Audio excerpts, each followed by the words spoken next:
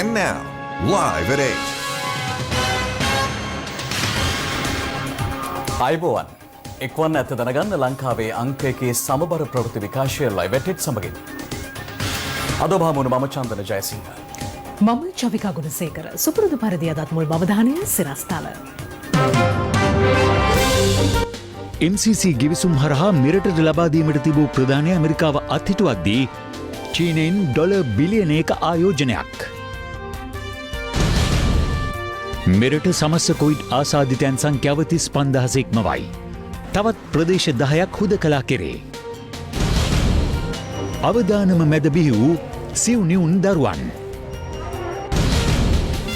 අටමස්ථානාධිපති හිමියන් ඉදිරියේ වරමගත් ධම්මික වෙද මහතාට ලැබුණු ප්‍රතිචාර. මං කාලි උපවංශයේ අම්මා. ඇයි මම මගේ අවුලේ පැත්තකට දැම්මේ? ඒක කාලි අම්මගේ බෙහෙතක් කිව්ව ගමන් අපිට කිසිදු විශ්වාසයක් නැහැ. හිටපු රාජ්‍ය බුද්ධි ප්‍රධානියා පාස්කු කොමිසමට බහර දුන් ජංගම දුරකථනයේ හා පරිගණකයේ දත්ත මකා ඇති බව හෙළිවෙයි. ජල ගැටලුවකට මැදි වූ ජල ඇමති.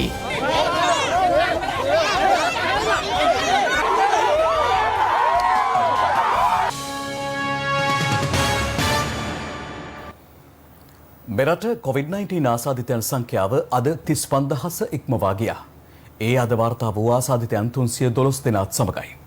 ඒ අනුව මෙරටින් වාර්තා වී ඇති සමස්ත ආසාදිතයන් සංඛ්‍යාව 35049ක්. මේ අතර මෙරට සිදුව ඇති COVID-19 ආසාදිත මරණ සංඛ්‍යාවද 160ක් දක්වා ඉහළ ගොස් තිබෙනවා. මෙරටින් ඊයේ වාර්තා වූ COVID-19 ආසාදිත මරණ 3ම සිදු ඇත්තේ බස්නාහිර පළාතෙන්. කොළොන්නාවේ පදිංචිව සිටි 50 හැවිරිදි COVID-19 ආසාදිත කාන්තාවක් කොළඹ ජාතික රුහලේ සිට හෝමාගම මූලික රුහලට මාරු කර එවීමෙන් පසු මිය ගොස් තිබෙනවා. රජයේ ප්‍රවෘත්ති දෙපාර්තමේන්තුව පැවසුවේ වකුගඩු අක්‍රිය වීම සහ කොවිඩ් නියුමෝනියා තත්ත්වයේ හේතුවෙන් ඇගේ මරණය සිදු ඇති බවයි. කොළඹ නවය ප්‍රදේශයේ පදිංචිව සිටි 78 හැවිරිදි පුද්ගලෙක් IDH රුහලේ ප්‍රතිකාර ලැබමින් සිටියදී මිය ගොස් ඇති අතර ඔහුගේ මරණයට හේතු වී ඇත්තේ ලේ විෂවීම, බහුඉන්ද්‍රිය අක්‍රිය වීම හා කොවිඩ් නියුමෝනියාවයි. බණ්ඩාරගම පදිංචිව සිටි 43 හැවිරිදි COVID-19 ආසාදිත කාන්තාවක් පානදුර මූලික රුහලේ සිට හෝමාගම මූලික රුහලට මාරු කර යැවීමෙන් පසු මිය ගොස් තිබෙනවා. එම කාන්තාව මිය ගොස් ඇත්තේ කොවිඩ් නියුමෝනියාව ලේ විෂවීම නිසා ඇති වූ කම්පනය හා බහුඉන්ද්‍රිය අක්‍රිය වීම නිසායි. මේ මරණ වලින් සැලකිය යුතු ප්‍රමාණයක් 57කට 58කට ආසන්න ප්‍රමාණයක් සිද්ධ වෙලා තියෙන කොළඹ මහනගර සභා සීමාව ඇතුළේ. ඒ නිසා මේ ජනාකීර්ණ ප්‍රදේශවල තදබදයේ වැඩි තැන්වල රෝග ව්‍යාප්තිය වැඩි තැන්වල මරණ සිද්ධ වෙන්න වැඩි ඉඩකඩ නිර්මාණය වෙලා තියෙනවා. ඒතකොට මහනගර සභාවෙන් එළියට විශේෂයෙන්ම මේ වගේ සමාන තත්ත්වයන් තියෙන ප්‍රදේශවල උදාහරණ විදියට ජනගණත්වය වැඩියෙන් තියෙන සමහර ගම්මානවල යම් ප්‍රමාණයක් මරණ සිද්ධ වෙමින් තියෙනවා. ඒ ප්‍රදේශ සම්බන්ධයෙන් අපි විශේෂ සැලකිල්ලක් දැක්විය යුතු මේ හේතුව හින්දා. COVID-19 ආසාදනය වීම හේතුවෙන් මේ යන මුස්ලිම් ජාතිකයන් භූමි දානය කිරීමට ඉඩ ලබා දෙන ලෙස ඉල්ලමින් මඩකලපුව එරාවුරු ප්‍රදේශයේදී අද විරෝධතාවක් පැවැත්වුණා. මේ අතර ඊ වාර්තා වූ COVID-19 ආසාදිතයන් 616 දෙනාගෙන් 5 දෙනෙකු විදේශගතව සිට දිවයිනට පැමිණි පුද්ගලයන්. ඉතිරි ආසාදිතයන් 611 දෙනා මෙරටින් හඳුනා ගැන්වූ අතර ඔවුන්ගෙන් වැඩිම පිරිසක් වාර්තා වී ඇත්තේ කොළඹ දිස්ත්‍රික්කයෙන්. එම සංඛ්‍යාව 266ක්. ඒ අනුව කොළඹ දිස්ත්‍රික්කයෙන් මේ වන විට වාර්තා වී ඇති සමස්ත ආසාදිතයන් සංඛ්‍යාව 15123ක්. මේ අතර බන්ධනාගාර ආශ්‍රිතව COVID-19 ආසාදිතයන් 63 දෙනෙකු ඊයේ වාර්තා වුණා. ඒ අතර නිලධාරීන් 3 දෙනෙකු දවනවා. මේ වන විට බන්ධනාගාර ආශ්‍රිතව වාර්තා වී ඇති සමස්ත ආසාදිතයන් සංඛ්‍යාව 3279ක්. හංවැල්ල සෞඛ්‍ය වෛද්‍ය නිලධාරී කොට්ටාශයට ඇත් සීතාවකපුර නගර සභා බල ප්‍රදේශයෙන් ඊයේ COVID-19 ආසාදිතයන් 27 දෙනෙකු වාර්තා වුණා. ඒ කුඩාගම සහ පුවක් පිටිය ප්‍රදේශවලින්. මේ අතර අවිස්සාවේල්ල සීතාවක අපනයන සැකසුම් කලාපේ කර්මාන්ත ශාලාවලින් තවත් COVID-19 ආසාදිතයන් 43 දෙනෙකු වාර්තා වුණා. සෞඛ්‍ය අංශ පැවසුවේ මෙම පිරිස කර්මාන්ත ශාලා 8කින් වාර්තා වී ඇති බවයි. ඒ අනුව සීතාවක අපනයන සැකසුම් කලාපයෙන් මේ වන විට වාර්තා වී ඇති සමස්ත ආසාදිතයන් සංඛ්‍යාව 203ක් දක්වා ඉහළ ගොස් තිබෙනවා. ඇහැලියගොඩ ප්‍රදේශයෙන්ද ආසාදිතයන් 6 දෙනෙකු වාර්තා වී ඇති අතර ඔවුන්ගෙන් 3 දෙනෙකු අවිස්සාවේල්ල සීතාවක අපනයන සැකසුම් මධ්‍යස්ථානයේ කර්මාන්ත ශාලාවක සේවය කරන පුද්ගලයන්. තවත් ආසාදිතයන් 2 දෙනෙකු දිවුරුම්පිටිය ඇඟලුම් කර්මාන්ත ශාලාවෙන් වාර්තා වූ ආසාදිතයන්ගේ ආශ්‍රිතයන් වන අතර එක් අයෙකු බන්ධනාගාර දෙපාර්තමේන්තුවේ සේවය කරන පුද්ගලයෙක්. අම්බලන්තොට ප්‍රාදේශීය ලේකම් කාර්යාලයට අනුයුක්ත ග්‍රාම නිලධාරීවරියකට මීට පෙර COVID-19 ආසාදනය වී තිබූ අතර ඇගේ ආශ්‍රිතයන් PCR පරීක්ෂණවලට යොමු කිරීමටයි පියවරගෙන තිබුණේ. ඒ අනුව ඇගේ සහෝදරයන් කිහිප දෙනෙකුගේ දරුවන් සිව් දෙනෙකු COVID-19 ආසාදිතයන් ලෙස හඳුනාගෙන තිබෙනවා. ඔවුන් ලුණාව ප්‍රදේශයේ දරුවන්. මේ අතර රන්න ප්‍රදේශයේ ඇඟලුම් කර්මාන්ත ශාලාවක සේවිකාවන් සිව් දෙනෙකුද COVID-19 ආසාදිතයන් ලෙස හඳුනා ගැනුණා. හපුතලේ පිටරත් මලේ කාන්තාවකටද COVID-19 ආසාදනය වී තිබෙනවා. එම කාන්තාව මීගම කොච්චිකඩේ ප්‍රදේශයේ සිට පිටරත් මලේ ප්‍රදේශයට පැමිණි කාන්තාවක් බවයි සෞඛ්‍ය අංශය පැවසුවේ. දඹුල්ල ආර්ථික මධ්‍යස්ථානයේ වෙළඳසැල් දෙකක සේවකීන් දෙදෙනෙක්ද COVID-19 ආසාදිතයන් ලෙස හඳුනාගෙන තිබෙනවා. ඒ අනුව එම වෙළඳසැල් වසා දැමුණු අතර ආශ්‍රිතයන් නිරෝධායනයට ලක් කෙරුණා. මීට අමතරව දඹුල්ල රුහලට ප්‍රතිකාර ලබා ගැනීමට පැමිණි යුද හමුදා සෙබළෙක්ද COVID-19 ආසාදිතයෙකු ලෙස අද හඳුනාගෙන තිබුණා. COVID-19 ආසාදිතයන් 701 දෙනෙකු අද පූර්ණ සුවය ලබා රුහල් වලින් පිටත්ව ගොස් ඇති අතර ඒ අනුව සුවය ලැබූ සමස්ත ආසාදිතයන් සංඛ්‍යාව 26353 දක්වා ඉහළ ගියා. මේ අතර COVID-19 ආසාදිත මවකට කොළඹ දසොයිසා කාන්තා රුහලේදී සිව් නියුන් දරු උපතක් සිදු වුණා. වෛද්‍යවරුන් පවසන්නේ මර්දාන කුප්පියාවත ප්‍රදේශයේ පදිංචි මෙම 29 හැවිරිදි මව රුහල් ගත වීමේදී සිදු කළ පරීක්ෂාවකදී COVID-19 ආසාදිත බවට තහවුරු වූ බවයි. මේ මව කොවිඩ් පොසිටිව් මවක් නිසා අපි වෙන රෝහලකට ට්‍රාන්ස්ෆර් කරන්නේ නැතුව අපේ රෝහලේම තියාගෙන ප්‍රසූතිය සිදු කිරීමට සැලසුම් කරා. මොකද නව ජන්ම දැඩි සත්කාර පහසුකම් අපේ රෝහලේදී ලබා දිය යුතුව තිබෙන නිසා එම මවට හැනු දරුවන් දෙදෙනෙක් සහ පිරිමි ළමයි දෙදෙනෙක් ප්‍රසූත කරනු ලැබුවා. ඔවුන් මෙවන විට අපේ රෝහලේ දැඩි සත්කාර සේවා ලැබමින් නිරෝගීව පසුවනවා. ශ්‍රී ලංකාවේ වත්මන් COVID-19 වැඩපිළිවෙල සඳහා ලෝක සෞඛ්‍ය සංවිධානය සහ යුරෝපා සංගමය එක්ව යුරෝ මිලියන දෙකක් ප්‍රදානය කළා. එම ප්‍රදානය යුරෝපා සංගමේ තානාපති ඩෙනිස් චෞබි මහතා විසින් සෞඛ්‍ය අමාත්‍ය පවිත්‍ර වන්‍යාරච්චි මහත්මියට අද බාර දුන්නේ සෞඛ්‍ය අමාත්‍යාංශයේදී. මගේ ප්‍රවාහන බස් රථවල ආසන සංඛ්‍යාවට පමණක් මගින් රැගෙන යාම අනිවාර්ය කරමින් සෞඛ්‍ය අධ්‍යක්ෂ ජනරාල්වරයා නිකුත් කර ඇති නියෝගයට අනුව සියලු පොලිස් ස්ථානවලට පොලිස්පතිවරයා විසින් චක්‍රලේඛයකින් දැනුම් දී තිබෙනවා. මේ අතර අක්කරීපත්තුව අඩ්ඩාලච්චෙනී අලයාඩි වෙම්බු පොලිස් බල ප්‍රදේශවල ප්‍රදේශ කිහිපයක් සහ මොණරාගල අලුපොත ග්‍රාම නිලධාරී වසම හුදකලා කර තිබෙනවා. මීට අමතරව වැල්ලවත්ත නසීර්වත්ත ප්‍රදේශයේද අද සවස සිට හුදකලා කිරීමටයි පියවර ගැනුණේ. ඉදිරි කාලයේදී විශේෂයෙන්ම මේ නත්තල් සහ නව අවුරුදු උදා වෙන කාල සීමාවේදී දැනට තිබෙන අපි බලාපොරොත්තු වලට අනුව කිසිසේත් අපි මේ ආකාරයෙන් හුදකලාවකට හෝ නිරෝධායන ඇඳිරි නීතියක් පැනවීමට බලාපොරොත්තුවක් නැහැ. අපි බලාපොරොත්තු වෙන නොවන ආකාරයේ වැඩිවීමක් හෝ එවැනි අවශ්‍යතාවයක් තිබුණොත් අපි ඒ ආකාරයෙන් හුදකලා කිරීමට හෝ නිරෝධායන ඇඳිරි නීතිය පැනවීමටත් පසුබට වන්නේ නැහැ. රටේ ජනතාව ආරක්ෂා කර ගැනීම වෙනුවෙන් විශේෂයෙන්ම COVID-19 පැතිරවීම වැළැක්වීම වෙනුවෙන් ගත යුතු සුදුසුම ක්‍රියාමාර්ග අනිවාර්යයෙන්ම ශ්‍රී ලංකාව විසින් ගනු ලබනවා. සෞඛ්‍ය උපදෙස් අනුව චාම්ව සහ අර්ථවත්ව මෙවර නත්තල් උත්සවය සමරන ලෙස අතිඋතුම් මැල්කම් කාදිනල් රංජිත් හිමිපාණන් ඉල්ලා සිටිනවා. කාදිනල් හිමිපාණන් මෙම ඉල්ලීම කළේ අද කොළඹ පැවති ප්‍රවෘත්ති සාකච්ඡාවකට සහභාගී වෙමින්. අප දැන් සිටින්නේ මේ කොවිඩ් වසංගත තත්ත්වය ක්‍රමක්‍රමයෙන් උග්‍ර වෙමින් පවතින ඒ වගේම මුළු රටටම තීරණාත්මක අවස්ථාවක්. ඉතින් විශේෂයෙන් බස්නාහිර පළාතේ කොවිඩ් තත්ත්වය ඉතා නරක අතට හැරිලා තියෙන නිසා සෙසු පළාත් වලටද පැතිර යාමේ තර්ජනය පැහැදිලිවම පෙනෙන්නට තියෙන නිසා වෙනදාට උත්සව සමය ලෙස සලකන මේ කාලේ අපට එහෙම හැසිරෙන්න කොහෙත්ම පුළුවන් කමක් නැහැ. ඒ නිසා මේ අවුරුද්දේ අපි ආගමික පිළිවෙත්වලට පමණයි මුල් තැන දෙන්නේ නත්තල් උත්සවයේදී. ඒ අනුව මම ජනතාවගෙන් විශේෂයෙන් ඉල්ලා සිටිනවා කොළඹට ඇතුළු වන එක කොළඹ සිට වෙන පළාත් වලට යන එක හැකිතාක් දුරට සීමා කරන්න. සාප්පු සවාරි යන එකත් අඩු කරගන්න උත්සාහ කරන්න. විනෝද ගමන් යෑම පිරිස් එකතු වී සාද සංවිධානය කිරීම කරන්න එපා. සෞඛ්‍ය උපදෙස් වලට අනුව පවුලක් ලෙස ගෙදර අය සමග අර්ථවත් නත්තල් මංගල්‍යයක් ගත කරන්න කියලා මම කතෝලික ජනතාවගෙන් ඉල්ලා සිටිනවා. ලොක්ඩවුන් කරලා නැති තැන්වල පල්ලිවල 50කට සීමා කරලා දේව මෙහෙයන් පවත්වන්නට තීරණය කළා තියෙනවා. බස්නාහිර පළාතේ ලොක්ඩවුන් නොකරපු දේවස්ථානවල දේව මෙහෙයන් පවත්වනවා. පැයෙන් පැයට වගේ වැඩි කරලා එතකොට බොහෝ දෙනෙකුට දේව මෙහෙයකට සහභාගී වෙන්නට පුළුවන්කම ලැබෙනවා. 2019 අප්‍රේල් 21 පාස්කු ඉරිදා සිට නත්තල් මංගල්‍යයක් අපිට හරියට සතුටකින් කරන්නට බැරි වුණා. දැන් දෙවෙනි අවුරුද්දේත් අපිට හැමදාම දුක් වෙන්නට බෑ. ඉතින් අපි බලාපොරොත්තු වෙනවා මේ පරිච්ඡේදයේ මේ අඳුරු කඳුළු බර පරිච්ඡේදය අවසන් කරලා සාධාරණේ ඉෂ්ට කරලා ඒ කරන පරීක්ෂණ පරිපූර්ණත්වයට ගෙනැල්ලා ඒ වරද නැවත රටේ නොසිදුවන්නට කටයුතු සම්පාදනය වෙයි කියලා අඩු ගානේ ලබන අවුරුද්දේවත් නත්තල් උත්සවය අපිට සතුටින් ගත කරන්නට ඉඩකඩ සලස්වා දෙමින්. ශ්‍රී ලංකාවේ සහාය නොලැබීම හේතුවෙන් මෙරටට ලබා දීමට යෝජනා වී තිබූ රුපියල් බිලියන 89ක MCC සංවර්ධන ආධාර ප්‍රදානය නවතා දැමීමට තීරණය කර තිබෙනවා. කොළඹ පිහිටි අමරිකා එක්සත් ජනපද තානාපති කාර්යාලය නිවේදනයක් නිකුත් කරමින් සඳහන් කරන්නේ මිලේනියම් චැලෙන්ජ් කෝපරේෂන්හි අධ්‍යක්ෂ මණ්ඩලය පෙරේදා එම තීරණය ගෙන තිබූ බවයි. MCC හෙවත් සහස්‍රක අභියෝගතා සමායතන ව්‍යාපෘතියේ පර්යාන්ත වැඩසටහනකට ශ්‍රී ලංකාව සුදුසුකම් ලැබුවේ 2015 වසරේදී. 2016 වසරේදී එහි සංයුක්ත වැඩසටහනටද සුදුසුකම් ලැබූ ශ්‍රී ලංකාව 2017 වසරේදී ඊට අදාළ යෝජනා ශ්‍රී ලංකාව විසින් මිලේනියම් චැලෙන්ජ් කෝපරේෂන් ආයතනයට ඉදිරිපත් කළා. ශ්‍රී ලංකාව විසින් ලබා දුන් ව්‍යාපෘතියේ යෝජනා වසර 2018 දී MCC කළමනාකාරීත්වය විසින් අනුමත කළ අතර ඩොලර් මිලියන 480ක් ප්‍රදානය කිරීම සඳහා වන ගිවිසුම 2019 දී MCC පාලක මණ්ඩලය විසින් අනුමත කරනු ලැබුවා. වත්මන් ජනාධිපති ගෝඨාභය රාජපක්ෂ මහතා බලයට පත්වීමත් සමග මේ වසරේ ජනවාරි 1 වෙනිදා සිට ක්‍රියාත්මක වන පරිදි සිව්පුද්ගල කමිටුවක් මගින් සහස්‍රක අභියෝගතා සමායතන ව්‍යාපෘතිය පිළිබඳව සමාලෝචනයක් ආරම්භ කළා.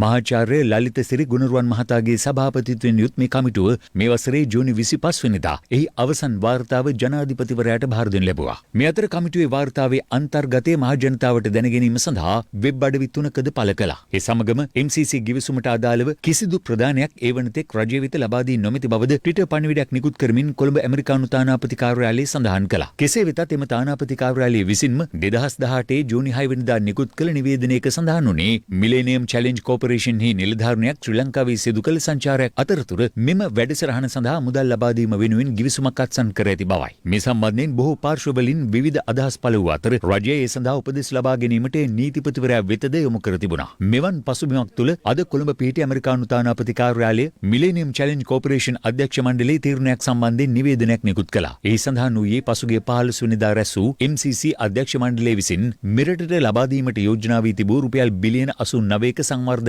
ආධාර ප්‍රදානය ලබා නොදීමට ඔවුන් තීරණය කර ඇති බවයි. එයට හේතු ලෙස ඔවුන් පෙන්වා දී තිබුණේ ශ්‍රී ලංකාවේ හවුල්කාර බව අඩු බව හේතු කොටගෙන මෙම තීරණය ගෙන ඇති බවයි. මේ අතර ශ්‍රී ලංකාව සඳහා අනුමත කර තිබූ එම රුපියල් බිලියන 89ක මුදල තමන්ගේ සංවර්ධන ප්‍රමුඛතා හඹා යාම, දුගී බව අඩු කර ගැනීමට සහ තම ආර්ථිකය වර්ධනය කර ගැනීමට මුදල් ප්‍රදාන අවශ්‍ය සුදුසුකම් සහිත වෙනත් රටවලට ඒ ලබාගත හැකි බවද MCC පවසා තිබෙනවා. එම රට පිළිඹු කරන හිමිකාරීත්වය, විනිවිදභාවය සහ ප්‍රදානී ප්‍රතිඵල සඳහා වගවීම යන කරුණු MCCහි සංවර්ධන ආකෘතිය තුළ ඉතාමත් වැදගත් බවත් ඔවුන් පෙන්වා දෙනවා. එකතු ඩොලර් බිලියන 13.5කට ආසන්න මුදල් ප්‍රමාණයක් සඳහා ලෝ වටා රටවල් 30කට ආසන්න ප්‍රමාණයක් සමගින් MCC විසින් සාර්ථක ප්‍රධාන ගිවිසුම් 38ක් ඇති කරගෙන ඇති බවද ඇමරිකානු තානාපති කාර්යාලය නිකුත් කළ නිවේදනයේ සඳහන්. මේ අතර ඊයේ වොෂින්ටනයේදී පැවති MCC පාලක මණ්ඩල රැස්වීමේදී ඉදිරි 5 වසර සඳහා සිය ආධාර වැඩසටහන ක්‍රියාත්මක කරන නව රටවල් ප්‍රකාශයට පත් කෙරුණා. එම රටවල් අතර අප්‍රිකානු සියරා ලියෝන් සහ පැසිෆික් සාගරයේ පිහිටි කුඩා දිවයිනක් වන කිරිබති රාජ්‍යයද වනවා.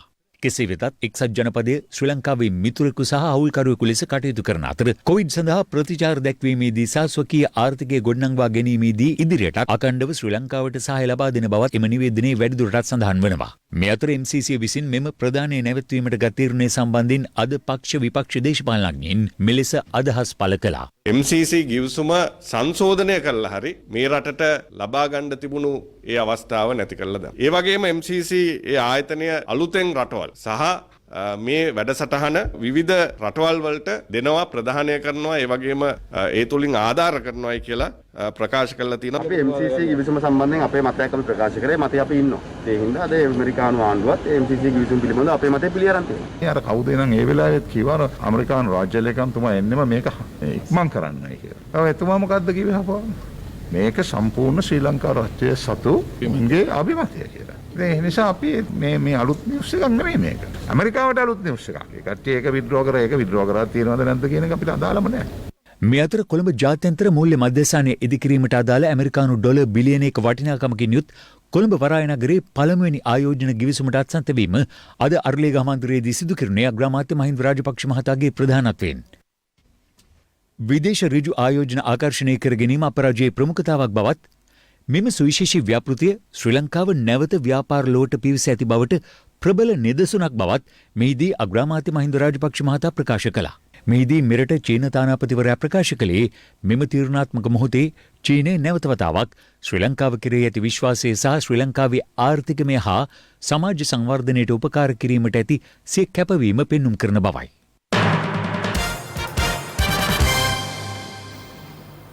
කොවිඩ්-19 වෛරසයට එරෙහි දේශීය ඖෂධයක් නිපද වූ බව කියන කැගල්ලේ ධම්මික වෙද මහතා අනුරාධපුර අටමස්ථානාධිපති හිමියන් ඉදිරියේ හැසිරුණු ආකාරය පිළිබඳව සමාජයෙන් දැඩි විරෝධයක් එල්ල වී තිබෙනවා. ධම්මික වෙද මහතා නිෂ්පාදනය කළ එම පැණිය ජයශ්‍රී මහා බෝධීන් වහන්සේ වෙත පූජා කිරීමට ගිය අවස්ථාවේ මේ කතාබහ ඇතිව තිබුණා. කොවිD-19 වෛරසයට එරෙහිව දේශීය ඖෂධ යොදා ගනිමින් විශේෂ ඖෂධයක් නිර්මාණය කළ කෑගල්ලේ ධම්මික බණ්ඩාර වෙද මහතා පිළිබඳව පසුගිය දිනවල සමාජයේ බොහෝ දෙනාගේ අවධානය යොමු වුණා. එම වෙද මහතා නිෂ්පාදනය කළ ඖෂධය තම ප්‍රදේශීය ජනතාවට බෙදා හැරීමටද පසුගියදා කටයුතු කළා. කෑගල්ල උඩුමාගම ප්‍රදේශයට ඒ අවස්ථාවේ පැමිණි අති විශාල ජනතාව නිරෝධායන නීතීන්ද උල්ලංඝනය කරමින් හැසිරීම නිසා එම ඖෂධය බෙදා හැරීම නතර කිරීමට සෞඛ්‍යාංශ ඇතුළු ප්‍රාදේශීය බලධාරීන් කටයුතු කරනු ලැබුවා. මෙතන කාටරි කොවිඩ් එකක් තිබ්බනම් මොකද වෙන්නේ? ලෙඩේ හැදෙන ගමන් ලෙඩේ හැදෙනවා. ඒ හින්දා පින් අයිති වෙයි.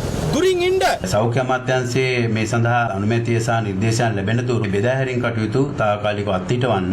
කොවිඩ් නසන එම ඖෂධය පිළිබඳව සායනික පරීක්ෂාවන් සිදු කිරීම සඳහා යොමු කොට තිබෙන අතරතුර එම විශේෂ පැණිය සෞඛ්‍ය අමාත්‍ය පවිත්‍රා වන්‍යාරච්චි මහත්මියට පිළිගැන්වීමටද ඔහු කටයුතු කළා. එසේම කොවිඩ් සඳහා දේශීය අමුද්‍රව්‍ය යොදාගෙන නිෂ්පාදනය කළ බව කියන එම විශේෂ පැණිය කතානායකවරයා ඇතුළු පාර්ලිමේන්තු මැති ඇමතිවරුන් සහ මන්ත්‍රීවරුන් කිහිප දෙනෙකු වෙත ලබා දීමටද ධම්මික වෙද මහතා පියවර ගත්තා. මේ අතර කෑගල්ලේ ධම්මික බණ්ඩාර වෙද මහතා පසුගිය 15 වෙනිදා ශ්‍රී දළදා මාලිගාවට ගොස් දළදා සමිඳුන් උදෙසා කොරෝනා නසන පැණිය පූජා කරනු ලැබූ අතර එම අවස්ථාවට අස්කිරි පාර්ශවයේ අනුනායක පූජ්‍ය ආනබඩුවේ ධම්මදස්සී හිමියන් සහ දියවඩන නිලමේවරයාද එක්ව සිටියා. පසුව ධම්මික බණ්ඩාර වෙද මහතා අස්කිරි පාර්ශවයේ මහානායක අතිපූජ්‍ය වරකාගොඩ ශ්‍රී ඥානරත්න නාහිමියන් බැහැදක ආශිර්වාද ලබාගෙන උන්වහන්සේ උදෙසාද කොරෝනා නසන පැණිය පූජා කළා.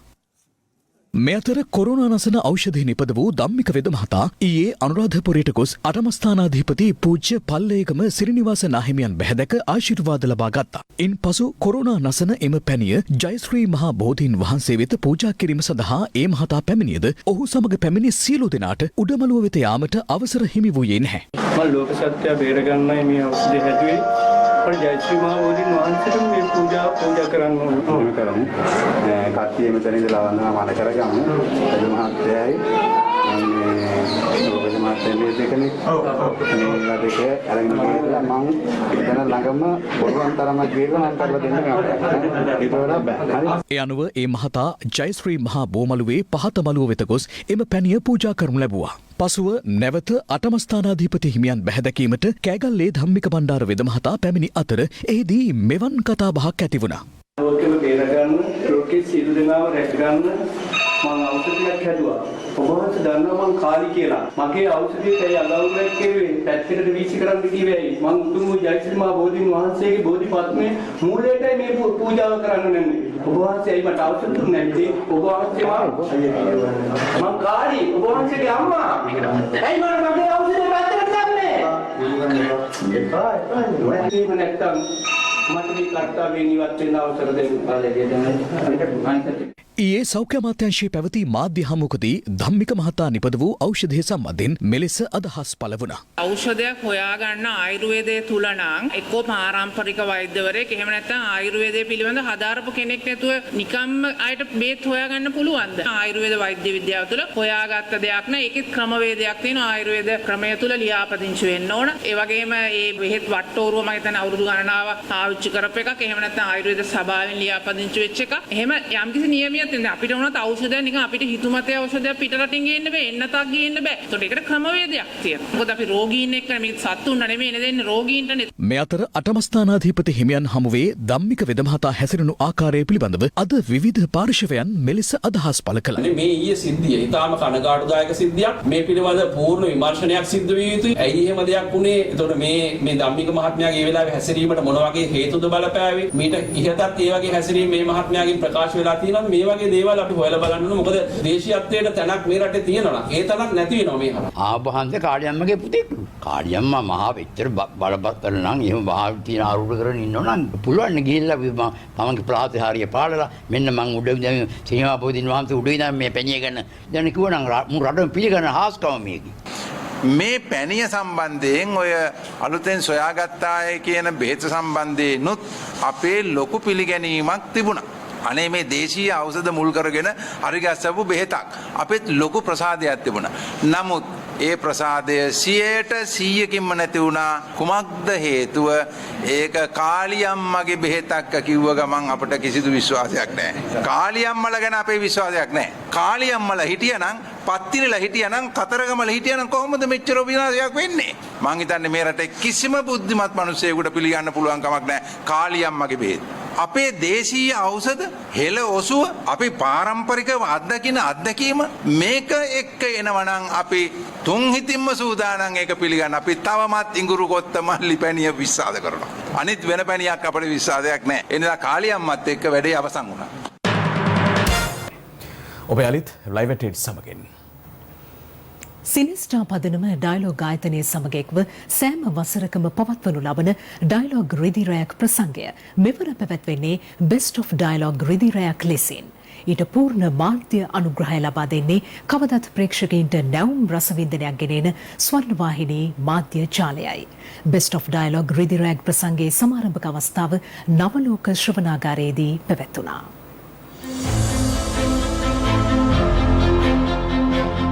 ලාංකේය ප්‍රේක්ෂකයන් වෙත නැවුම් අත්දැකීමක් එක් කරමින් සජීවීව සිනමා තාරකාවන් දැකබලා ගැනීමටත් ඔවුනගේ ආකර්ශනීය ප්‍රාසාංගික අත්දැකීම් විඳ ගැනීමටත් මනා අවස්ථාවක් නිර්මාණය කරමින් සිනෙස්ටා පදනම ඩයලොග් ආයතනය සමග එක්ව සංවිධානය කරන ඩයලොග් රිදිරැයක් සෑම වසරකදීම පැවැත්වෙන්නේ ආදරණීය කලා රසිකයන් වෙනුවෙන්මයි.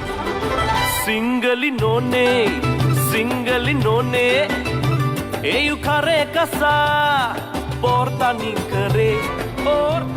වර්තමානයේ පවතින COVID-19 තත්ත්වය හමුවේ පෙරලෙස සජීවී අයුරින් මෙය සංවිධානය කිරීමට නොහැකි වුවත් ඩයලොග් ආයතනයේ අනුග්‍රහයෙන් පවත්වනු ලැබූ සියලුම රිදිරැයක් ප්‍රසංගයන් වල ආකර්ශනීයම අංගයන් හා ඒවායේ පුහුණුවීම් කාර්යයන්වලදී රංගන ශිල්පීන් අත්විඳී රසවත් අත්දැකීම් එකට කැටිකොට නව නිර්මාණශීලී අංගයන්ද සමගින් මෙවර බෙස්ට් ඔෆ් ඩයලොග් රිදිරැයක් පැවැත්වීමට සියලු කටයුතු සූදානම් කර අවසන්.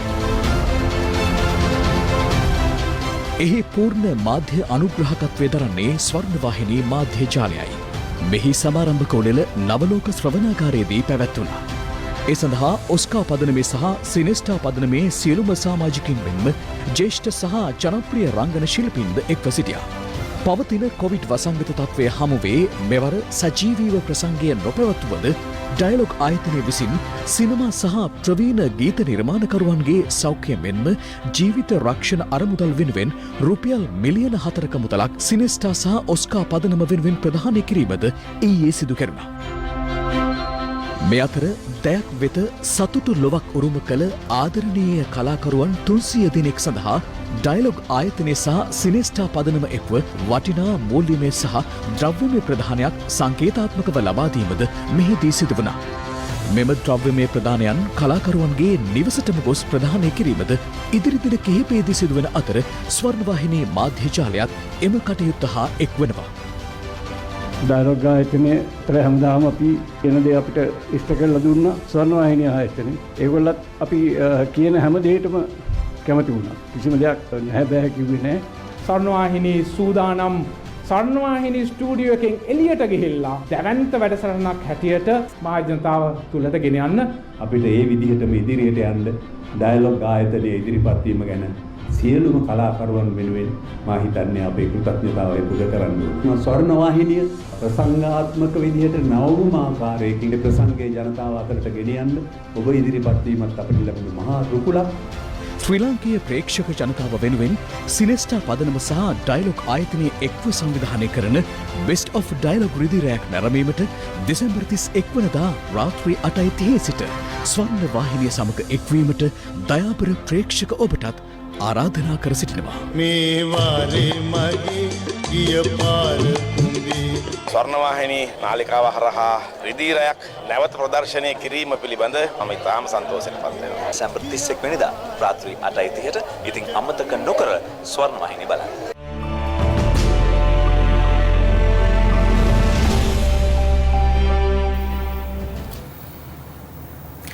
ඇහැලියගොඩ තලාපිටිය වලව්වත්ත ප්‍රදේශයේ ජල ව්‍යාපෘතියක වැඩ ආරම්භ කිරීමට ගිය ජල සම්පාදන අමාත්‍ය වාසුදේව නානායක්කාර මහතාට ප්‍රදේශවාසීන්ගෙන් විරෝධය එල්ල වුණා.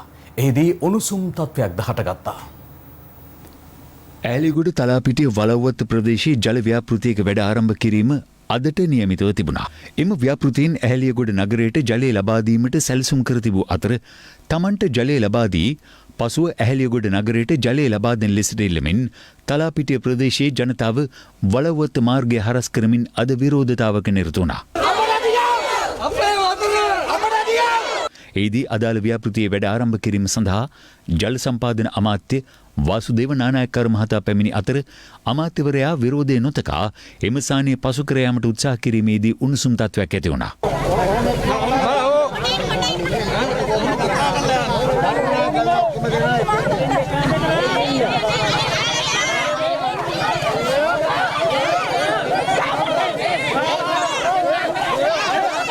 කෙසේ වෙතත් පොලිසිය මැදිහත් වීමෙන් උණුසුම් තත්ත්වය පාලනය කළත් ප්‍රදේශවාසීන් අදාළ මාර්ගය අවහිර කරමින් තව දුරටත් විරෝධතාවයේ නිරත වුණා. ඒ හේතුවෙන් අදාළ ව්‍යාපෘති ආරම්භ කිරීමට යාමට නොහැකි වීම නිසා අමාත්‍යවරයා එම ස්ථානයෙන් පිටව ගියා.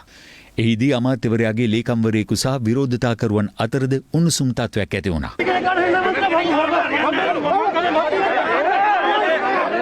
අනතුරු අමාත්‍යවරයාගේ පාර්ශ්වයේ නියෝජිතයන් හා ප්‍රදේශවාසීන් කිහිප දෙනෙකු අතර සාකච්ඡාවක් පැවති අතර එහිදී අදාළ ප්‍රදේශයට ජලය ලබා දෙන බවට වූ ලිඛිත පොරොන්දුවත් සමග උද්ඝෝෂණය අවසන් වුණා.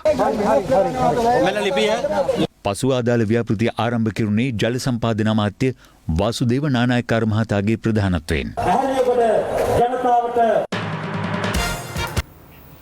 දැන් රටවටින් අටට. රටවටින් අටට. චීනෙන් මෙරට ආනයනය කළ මිනිස්සුරට හානිදායක අයුරින් ඉහළ ආසනික් ප්‍රතිශතයක් අඩංගු ටින් මාළු කන්ටේන 48ක් යළි ප්‍රති අපනයනය කිරීමට රේගු දෙපාර්තමේන්තුව කටයුතු කර තිබෙනවා. මෙම ටින් මාළු තොගේ වටිනාකම රුපියල් මිලියන 387ක්. මහව පහළ බලල්ල ප්‍රදේශයේ සිදු කැබ්‍රත අනතුරින් ජීවිතක්ෂයට පත් වූ 30 දෙහැවිරිදි මව හා ඇගේ සිඟිති පුතුගේ දේහය පිළිබඳ අවසන් කටයුතු පහළ බලල්ල පොදු සුසාන භූමියේදී අද සිදු කෙරුණා. අනතුර සිදුකර පලාගේ රේදුරු අනුරාධපුර ප්‍රදේශයේ සිටියේදී අත්අඩංගුවටගෙන මහව මහේස්ත්‍රාත් අධිකරණයට ඉදිරිපත් කිරීමෙන් අනතුරුව මේ මාස 30 වෙනිදා දක්වා ආරක්ෂිත බන්ධනාගාරගත කර තිබෙනවා. රටේ ජනතාවට නිරෝගී සුවය හා ආශිර්වාදය ප්‍රාර්ථනා කරමින් ශ්‍රී පාදස්ථානයට වැඩම කරවන ඖෂධ මංජුසාව අද කැලණිය ගෝනවෙල ශ්‍රී බෝධිරාජ විහාරස්ථානයේ වෙත ළඟා වුණා. මෙම සුවදර්ණී මුනිසිරිපා වන්දනා වැඩසටහන සඳහා බැතිබර මාධ්‍ය අනුග්‍රහකත්වය ලබා දෙන්නේ ස්වර්ණ වාහිනියයි. යුද හමුදා විසින් ප්‍රතිසංස්කරණය කරන ලද යාපනයේ වට්ටකෝට්ටේ උප්පායල් වැව අද යුද හමුදාපති ලුතනන්ට් ජෙනරල් ශවේන්ද්‍ර සිල්වා මහතාගේ ප්‍රධානත්වයෙන් විවෘත කෙරුණා.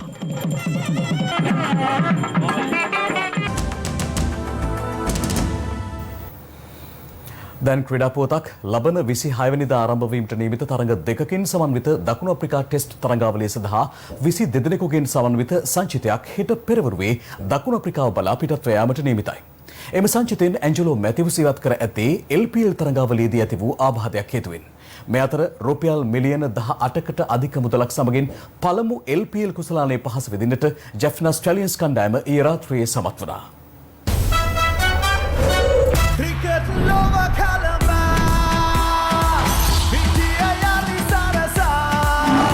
LPL තරඟාවලියේ අවසන් මහ තරඟය ගෝල් ග්ලැඩියටර්ස් කණ්ඩායම සහ ජැෆ්නා ස්ටැලියන්ස් කණ්ඩායම අතර ඊ රාත්‍රියේ හම්බන්තොට මහින්ද රාජපක්ෂ ක්‍රීඩාංගණයේදී පැවැත්වුණා. තරඟයේ කාසියවාසී දිනාගත් ජැෆ්නා ස්ටැලියන්ස් නායක තිසර පෙරේරා පළමුවෙන් පන්දුවට පහර දීමට තීරණය කළා. ඒ අනුව පිටියට පිවිසි ජැෆ්නා ස්ටැලියන්ස් කණ්ඩායමේ ආරම්භක කරුල්ලේ සමදතාව ලකුණු 44ක් වද්දී ලකුණු 26ක් ලබා සිටි ජොන්සන් චාල්ස් ධනුෂ්ක ගුණතිලකගේ විශිෂ්ට උඩපන්දු රැකීම හමුවේ දැවී ගියා. Gunatilaka diving across, taking a spectacular catch to get rid of Johnson Charles. තරගයේ අතරතුර ගෝල් ග්ලැඩියටර්ස් නායක භානුක රාජපක්ෂ ආබාධයකට ලක්ව පිටියේ නිවත් වූ අතර තරගයේ අතරතුර ආබාධ තත්ත්වය මැදින්ම නැවතත් කණ්ඩායමට පැමිණ නායකත්වය ලබා දීම කැපී පෙනෙන සිදුවීමක් බවට පත් වුණා.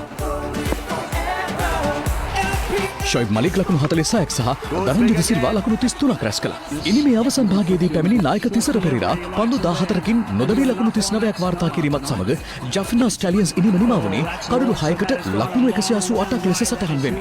පන්දු යැවීමේදී ධනංජය ලක්ෂාන් කඩලු 3ක් බිඳ හෙළුවා. ලකුණු 189ක පිළිතුරු ඉනිම හඹා යාමට පිටියට පිවිසි ගෝල් ග්ලැඩියටර්ස් කණ්ඩායමේ පළමු කඩලු 3 ලකුණු 7ක් තුල බිඳ දමන්නට ජැෆ්නා ස්ටැලියන්ස් පන්දු යවන්නන් සමත් වුණා. කෙසේ වෙතත් මෙවර තරඟාවලියේ සුපිරි පිතිකරුවා වූ ගෝල් ග්ලැඩියටර්ස් ආරම්භක පිතිකරු ධනුෂ්ක ගුණතිලක ආందోලනාත්මක දුවද්දී දැවියාමකට හසු වුණා.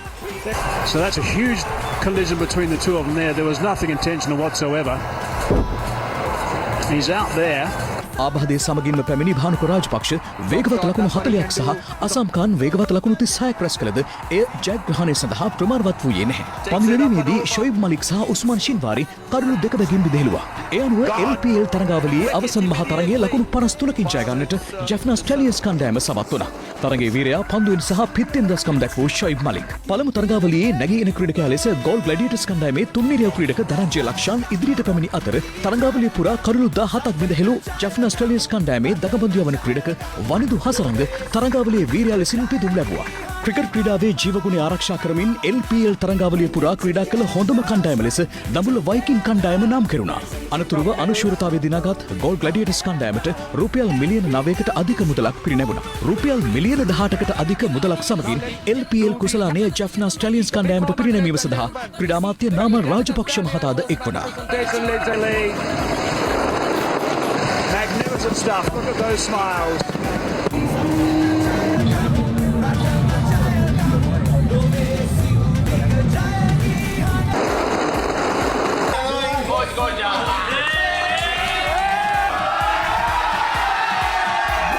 Lanka Premier League 2020. මේ අතර මෙවර LPL තරගාවලියේ ශූරයින්ට ජනාධිපති ගෝඨාභය රාජපක්ෂ මහතා සහ අග්‍රාමාත්‍ය මහින්ද රාජපක්ෂ මහතා සුබ පැතුම් එක් කර තිබෙනවා. රාජ්‍ය බුද්ධි සේවයේ හිටපු අධ්‍යක්ෂ නිලන්ත ජයවර්ධන මහතා පාස්කුරිදා දින බෝම්බ ප්‍රහාරය සම්බන්ධයෙන් විමර්ශනය කරන ජනාධිපති පරීක්ෂණ කොමිෂන් සභාවට සිය පෞද්ගලික ජංගම දුරකථනය හා ලැප්ටොප් පරිගණකය ලබා දී ඇත්තේ ඒවායේ සියලු දත්ත යලි උත්පාදනය කළ නොහැකි පරිදි මකා දැමීමෙන් අනතුරු බව අනාවරණය වුණා. මේ බව අනාවරණය වූයේ අපරාධ පරීක්ෂණ දෙපාර්තමේන්තුවේ ව්‍යවහාරික ඩිජිටල් විද්‍යාගාරයේ ස්ථානාධිපති ප්‍රධාන පොලිස් පරීක්ෂක සම්පත් කුමාර සේනාරත්න මහතා කොමිෂන් සභාව හමුවේ ඊයේ සාක්ෂි ලබා දුන් අවස්ථාවේදී මේ පිළිබඳ වැඩිදුර තොරතුරු රාත්‍රී 10ට බලාපොරොත්තු වන්න. ඒ සමගින් අදට අපි ඔබෙන් සමු ගන්නවා. සුබ රාත්‍රියක්.